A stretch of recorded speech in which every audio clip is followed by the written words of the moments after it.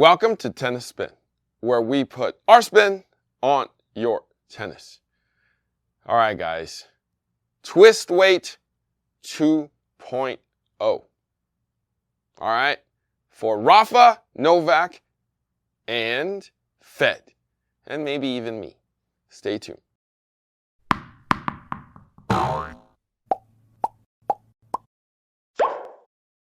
This video is brought to you by Direct Tennis.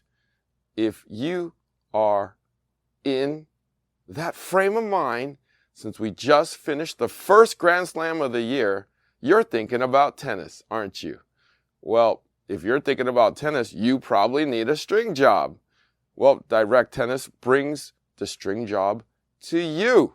They have stringers that will come, pick up your racket, and deliver it.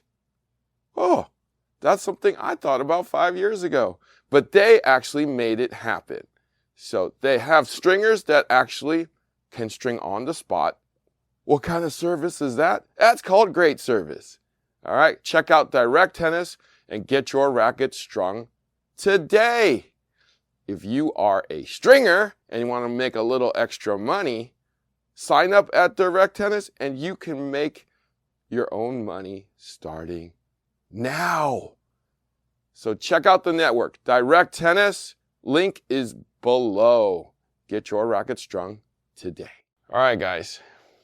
So I can understand that sometimes people maybe make mistakes and maybe we need a coffee break once in a while. So I'm man enough to say that I might have screwed up and kind of rushed that twist weight video a little bit. So the numbers were a little off and I didn't quite do it right. Thanks to you guys for letting me know.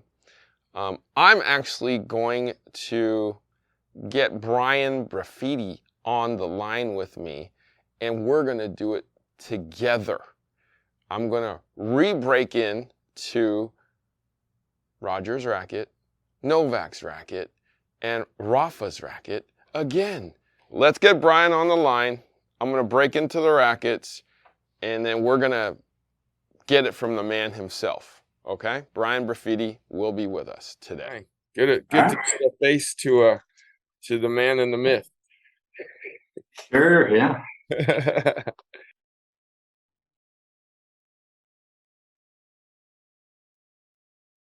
19 points again plus. Okay. Yeah. Measure again.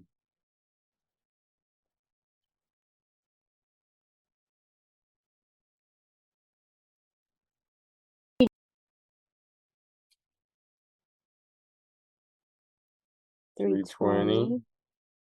One more.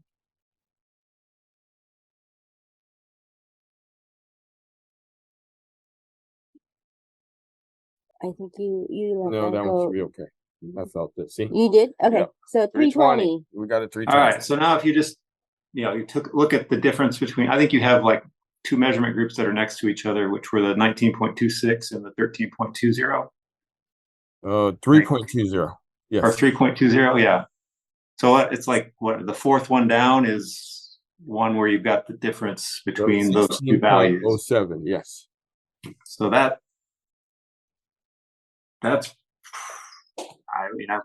should be the best measurement of twist weight right there. If you're getting consistent values for both that, what was it? 19.26 and 3.20. Yeah. So I think you're getting a feel for what it takes to release the cradle consistently. So since you're in the know of all this, what does that number actually mean? So I mean, it's the units are kilograms, centimeters squared. Mm-hmm. So if you had, basically 1 unit of swing weight, 1 kilogram centimeter squared, is if you had one kilogram of mass 1 centimeter away. That's what it would feel like, which is hard to get an idea for. But if you had, let me think about it. How do we do that? Like, how does his racket differ from like Nadal's, where he has all the weight on the top? How does it affect the? Well, it depends on the racket. So like, from what I mean, like Tennis Warehouse has a bunch of data for stock rackets. Right. And like a Pure Arrow, I don't know whether it's Pure Arrow or Pure Drive. One of the two of them has a really high stock twist weight, which means that in the racket construction they may have actual weight out here, kind of like Wilson with their PWS. Right. Yeah. Or just a wider racket in general will have more twist weight or a thicker beam in general, just because there's more mass out here will make the twist weight higher. So I would guess that Djokovic's twist weight will be higher than Nadal's, but it's not a given because that racket already starts with a pretty high twist weight, and Djokovic's racket probably starts with a much lower twist weight from the start. One of the twist weight starts on a higher, which I believe you're right. It is this one. Yeah. And then, so the weird thing is, as you see with Joker's, it's got lead on the sides and a lot of it. Yep. Whereas Nadal, he probably has the same amount of lead, except it is under the head guard. Right. Double layer. So when twist weighting, you would think that it's more stable here on this racket. Hold this for a second. And if you hit, let's say your sweet spot's here because of this bridging system or how it's held. So your sweet spot's essentially this part right there. If you hit anywhere here and up, it's going to do this. Yeah, I mean it's all it's all a degree. It's not obviously obviously hitting the center it's best, and as you move further away from the center it gets worse. So having a higher twist weight makes it get less worse as you miss the center in the in this direction. Correct. But the weird thing is Nadal is, because his weight is under the guard, right? He's basically sacrificing out here for pretty much hitting here because he doesn't have anything on the sides, right? Maybe, but like I said, it may be that his racket started out with a higher twist weight. So I mean, I don't know. I guess we can measure it and figure out if it's higher. We'll measure. Okay. Put it on.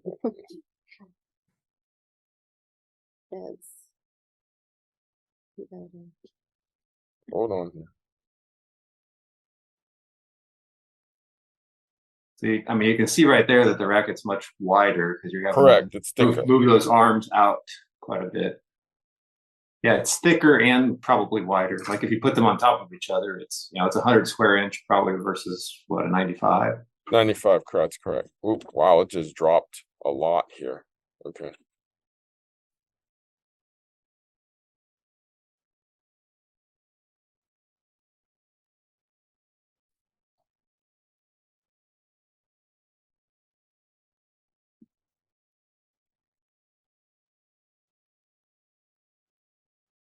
$19.27. Yeah.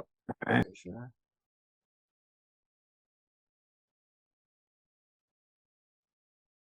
361. So you can see there where we were getting what, 3.21 or 3.20. Yep. And because we moved those arms out, the value of the adapter went up. So that's why we have to subtract it out. Got it. 360. Yeah, do one more just to get a good average.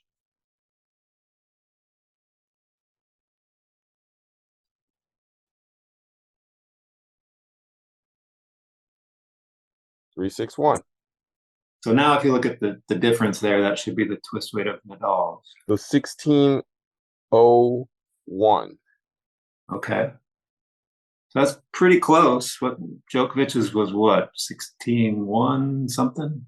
Yeah, so it is 16.7. 16.07. 07. Okay, so yeah, those two are really close. Feds will be interesting because he's got the PWS, so it may be higher to start with too. I don't know. And he's got lead underneath too.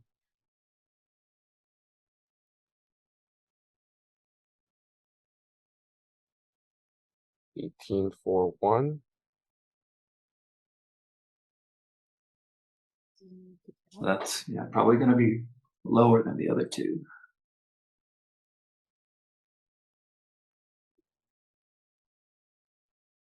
$18.41.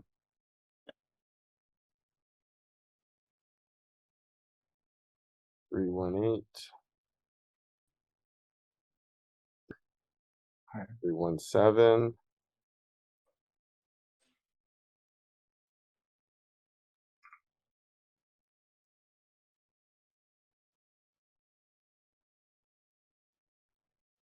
$3.18. Okay. One more. Seems to be in that 317, 318 range. I don't know. There. That should have been the last two felt the same to me. 3.18. All right. All right. So what's it gives the mean there? So 15.24. Yeah, I mean that's kind of what I would expect it to be a little lower than the other two. Mm-hmm. Now, why do you expect that? Just because he doesn't have the lead on the sides, and it's I don't think it's as high of a stock twist weight racket. What would these numbers tell us? Like with the highest twist weight, we have Novak. So does that mean he has the most stability? I think, I mean, basically he's got the most tolerance for off-center hits. By a lot or a little? By a little, yeah, not a huge difference there. I mean, as far as like stock rackets, like a low value would be maybe 13 and a high value is 15. Mm-hmm. So they are, they're all above kind of normal stock racket range, but you would expect that since they're much heavier rackets than stock racket range. Right. So stability wise, Novak, let's say, wins the battle. And so what's Fed giving up by being at 15? I mean, I guess if he hits it off center, he's going to lose more power. Okay, got it. But and the benefit, I don't really. I mean, I'm not a high level tennis player, but what I hear from people is that with a high twist weight, it's less maneuverable. It's less, it feels more clunky. But I don't know. I've actually been trying some different things just with my own game, just because why not? But so I've been trying to play with it's actually a head gravity light, which is a 104. Oh wow! And then it's got a bunch of weight on it, so it's not a light anymore, but like a 104 with a bunch of actually lead at 3 and 9. So, but I've only got the twist weight of that a little over 15, like 15.2. Okay. But comparing that to what I normally play with is an old Radical. Yeah. Old Radical. Yeah, the old just the reissue microgel radicals. And that's like 13.9 ish. So I'm moving. A 1-point jump there is pretty significant. So we're gonna throw mine on here, and all right. let's see for the last test. So I've leaded it up. I mean, there's a ton of lead on this. There's like here all the way around. There's some in the throat. There's some obviously there's weight in the handle too. So there's almost 13 ounces. What racket is it? Like that's a Solinko. It's a plus. Okay. It's a longer too. So 18.19. That's relatively lower. Take it off, please. Add.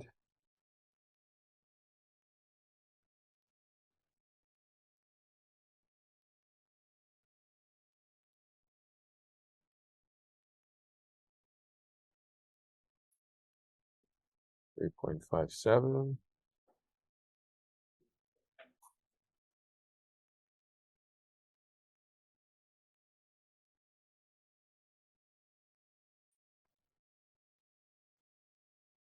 .56.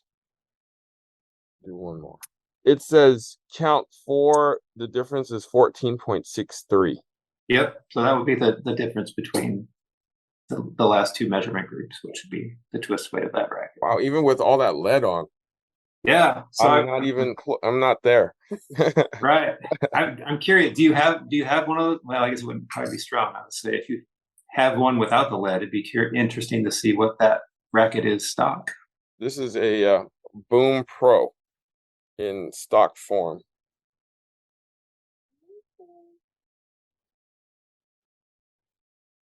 And it fits perfectly just like mine.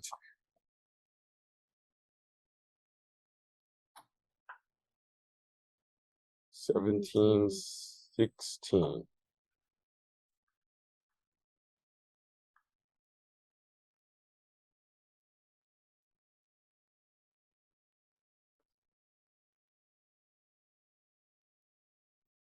$17.15.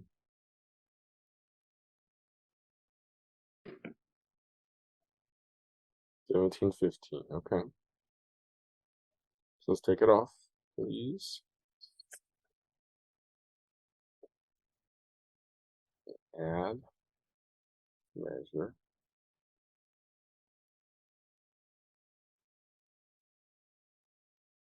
$3.55.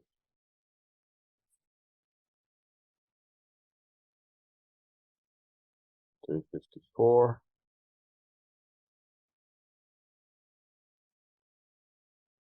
$3.54. Okay. So there we are. 13.61 is the difference. Okay. Now we got numbers. So untouched, not customized 13.61. Yep. With my ton of lead, 14.63. Now the pros. Yep. Yeah. So we could essentially stabilize our rackets and increase our twist weight by adding lead in, like, yeah, I mean, places. most effectively, I mean, you're gonna get the most increase in twist weight with the least amount of lead by putting it at 3 and 9. Right. Now, So, how much? Everybody always asks me that. Well, As much as you can handle. I mean, well, yeah, I don't know what the value is. And some people will say they like low twist weight rackets. Some people will look for rackets that are, in the high 12s, low 13s, because they like that feel. They like the flex feel? I don't know. I don't know what the feel. I mean, they say it feels, high twist weight feels chunky and, like it's not maneuverable. But I don't know. Maybe because it's not maneuverable? Well, I mean, it takes more force to twist it. So like if you're, lining up for, volleys, if you want to, have, I don't know. I mean, it seems like it's pretty small. I mean, it doesn't take much to move it. Right. But, the other thing is, say like on a forehand where it's kind of flipping through and, it's the racket face is pointing down and then it's pointing, up. Right. I mean, it's going to affect that a little bit too. I mean, because you're twisting the racket on your forehand. Right. Yeah. It's kind of like the combination of, like, back in the day, and I just learned this, and I didn't know the racket companies measure it like this.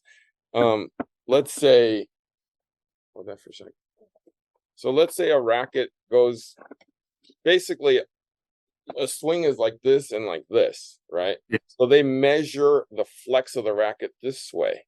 Right. But now they are measuring it this way too, like how firm it is, and they're figured out a way to firm it up this way and soften it up this way, or vice versa.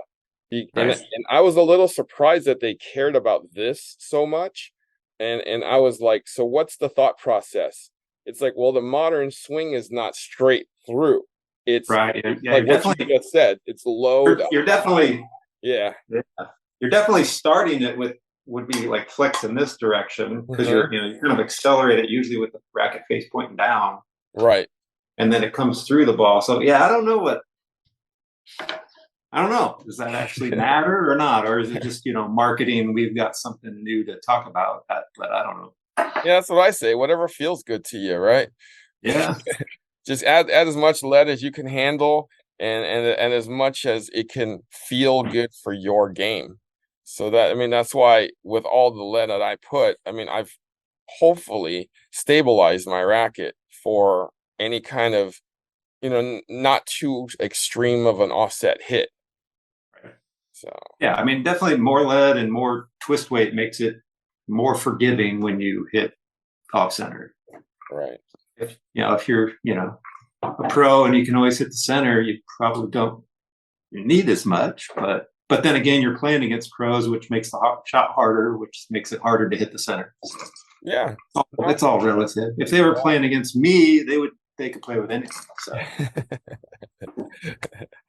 Well, thank you for explaining that to me. I'm glad we got you on the line and we got all this straightened out. So yeah, I think I mean I think you've got a good handle on what it takes to release that, and then how the measurement groups work, and you can do multiples and that kind of stuff. So perfect. Feel good about it. All right. So thank you to Brian for showing us the way and teaching me how to use your machine. We learned a lot today. We learned that I don't follow directions very well. I got ADD for sure, because my brain is usually rolling and I can't wait. Like I can't wait the 8 seconds and like I don't know if you saw me there, but I'm like just chomping at the bit to hit the measure. So sorry, it's just kind of how I work. Not enough of this. I think this slows me down. So let's take a look. Final numbers here. Novak highest. Rafa almost there. Fed, as Brian stated, lower, but we expected that though. We expected that. Me, 14.63. I mean, even with all that lead on my racket, I don't want to say I'm not close, but I'm not that close. Compared to a stock racket that I just pulled off of our demos, you can tell, like from 13.61 to, let's say, Novak, there's a big difference there. Right? Look at that. That's a pretty big difference. So if we were to take this racket and hit with it, would we play like Novak? I don't think so. You can maybe look like Novak holding his racket if you can get your hands on it.